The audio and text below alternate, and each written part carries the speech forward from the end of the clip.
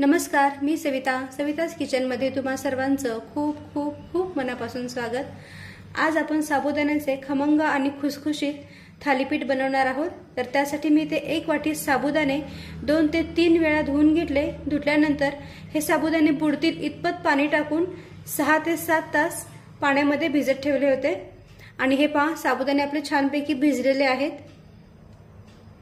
प्रत्येक दाणा छान मोकळा झालेला आहे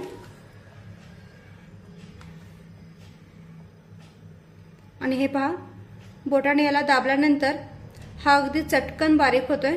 याचा अर्थ आजपर्यंत हे साबुदाणे अगदी व्यवस्थित भिजलेले आहेत।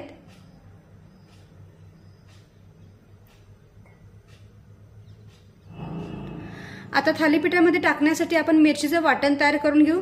तर इथे मी 3 ते 4 हिरव्या मिरच्यांचे बारीक तुकडे करून घेतलेले आहेत आणि थोडंसं अद्रक घेतलेलं आहे। मिरची तुम्ही तुमच्या आवडीप्रमाणे कमी जास्त करू शकता। त्यानंतर यामध्ये अर्धा चमचा जिरे टाकायचे आहेत। जिरे तुम्हाला उपवासाला चालत असेल तर टाका, नाही टाकले तरीही चालेल। फक्त मिरची आणि अद्रक याचं वाटण तयार करून घेतलं तरीही चालणार आहे। आता याचं आपण मिक्सरमध्ये वाटण तयार करून घेऊया। तर इथे मी मिरचीचं वाटण तयार करून घेतलेलं आहे।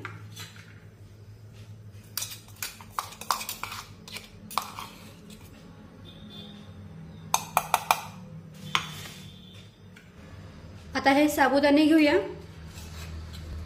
आणि त्यामध्ये हे मिरचीचं वाटण टाकू।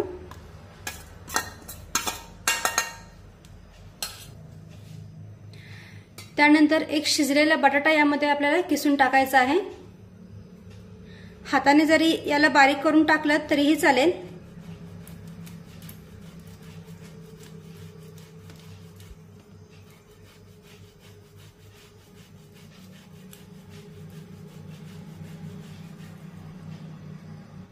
आता बटाटा किसून टाकल्यानंतर यामध्ये 2 ते 3 चमचे भाजलेल्या शेंगदाण्याचा कूट टाकूया।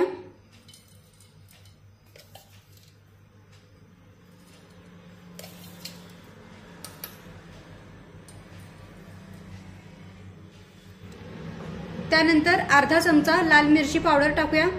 आपण साबुदाण्यामध्ये हिरवी मिरचीचं वाटण सुद्धा टाकलेलं आहे, पण लाल मिरची पावडरमुळे काय होतं, थालीपीठाला रंग छान येतो आणि चव पण छान लागते। त्यानंतर चवीनुसार मीठ टाकूया। त्यानंतर अगदी व्यवस्थित हे सर्व मिक्स करून घेऊया।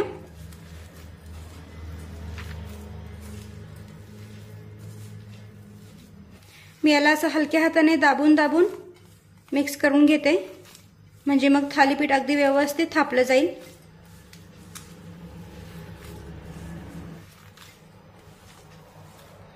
तर आता हे सर्व अगदी व्यवस्थित मिक्स झालेलं आहे।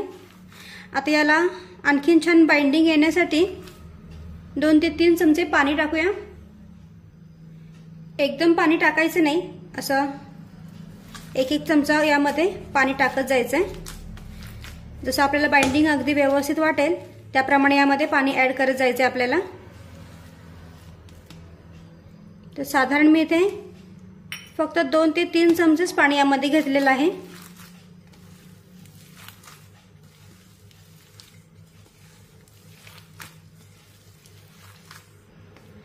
जास्त पाणी झालं तर काय होईल, हे मिश्रण जे आहे ते सैल होऊ शकतं। त्यामुळे फक्त 2 ते 3 चमचे पाणी इथे आपल्याला पुरेसं आहे। हे असं हाताने दाबून मिक्स करून घेते, म्हणजे मग याला बाइंडिंग पण खूप छान येईल आणि अगदी सगळं व्यवस्थित मिक्स सुद्धा होईल। तर इथे आपलं साबुदाण्याचं मिश्रण जे आहे ते अगदी व्यवस्थित एकजीव झालेलं आहे, छान मिक्स झालेलं आहे। बाइंडिंग पण खूप छान आलंय। थालीपीठ अगदी सहज हाताने थापता येतील असं हे मिश्रण तयार झालेलं आहे। आता याची लगेचच आपण थालीपीठ बनवायला सुरुवात करूया। तर इथे मी एक कॉटनचा कपडा घेतलेला आहे, त्याला पाण्याने थोडंसं ओलं करून घेऊया, म्हणजे मग थालीपीठाचं मिश्रण याला चिटकून राहणार नाही। आता मिश्रणाचा एक गोळा काढून घेऊ।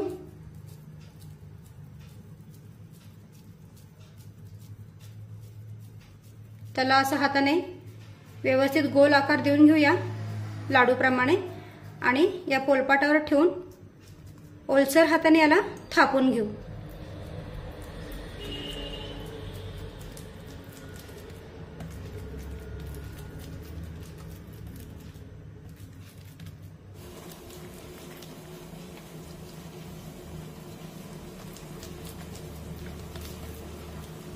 फक्त चिरा पडू देऊ नका।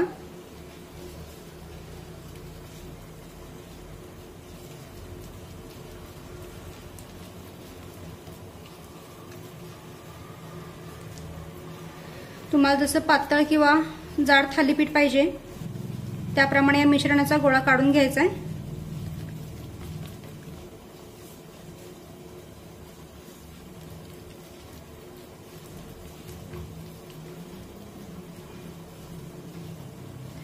तर आता हे थालीपीठ आपलं थापून झालेलं आहे। तव्यावर शेकून घेऊया। आता या तव्यावर थोडंसं तूप पसरून घेऊया। तुपाच्या ऐवजी तेलाचा वापर केला तरीही चालेल।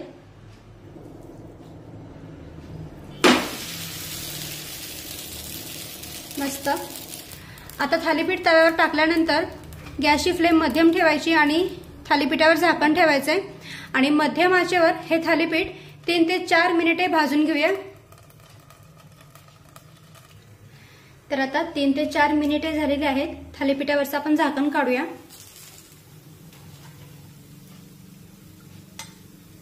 आणि हे पलटून घेऊ।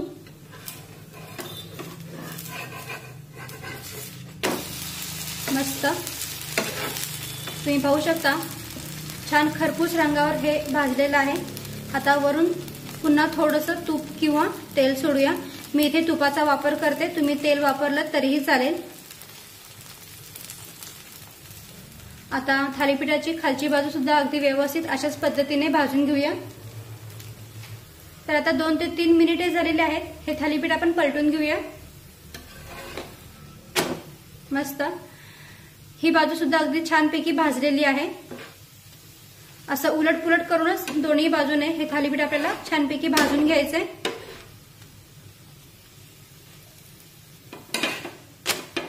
तर दोन्हीही बाजूने हे थालीपीठ असं उलटपुलट करून छानपैकी मी भाजून घेतलेलं आहे। छान क्रिस्प आलंय हे पहा। छान कुरकुरीत असं हे थालीपीठ भाजले गेलेलं आहे। मस्त। आता हे थालीपीठ आपण काढून घेऊ।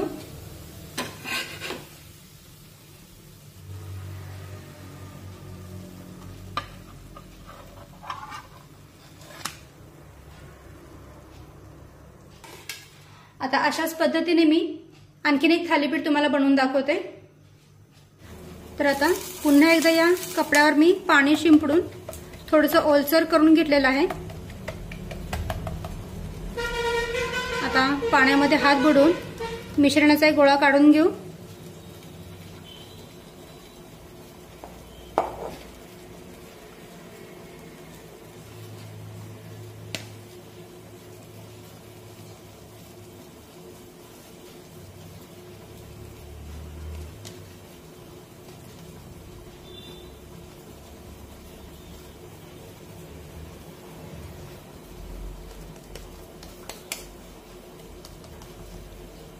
आणि ओल्या हाताने हे हलक्या हाताने थापून घेऊ।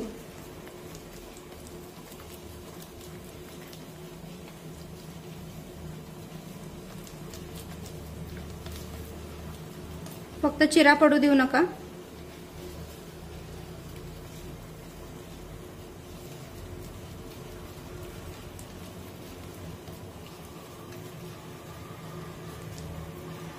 तुम्हाला जसं पातळ किंवा जाड थालीपीठ पाहिजे त्याप्रमाणे या मिश्रणाचा गोळा काढून घ्यायचा आहे।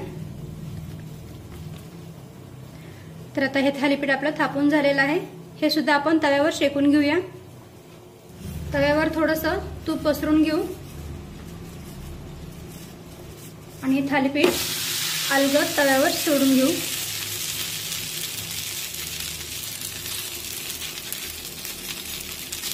आता गॅसची फ्लेम मध्यम ठेवायची आणि थालीपीठावर झाकण ठेवून हे थालीपीठ सुद्धा 3 ते 4 मिनिटे मध्यम आचेवर भाजून घेऊया।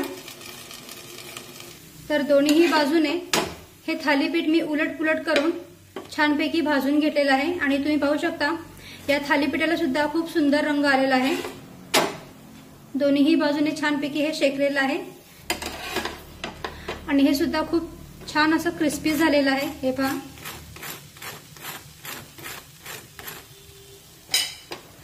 आता याला सुद्धा आपण काढून घेऊया। तर आता अशाच पद्धतीने राहिलेल्या मिश्रणाचे सुद्धा मी थालीपीठ बनवून घेते। तर इथे आपले साबुदाण्याचे थालीपीठ बनवून तयार आहे। मस्त खमंग आणि खुसखुशीत असे हे थालीपीठ तयार होतात आणि छान क्रिस्पी सुद्धा झालेले आहेत। हे पहा, मस्त।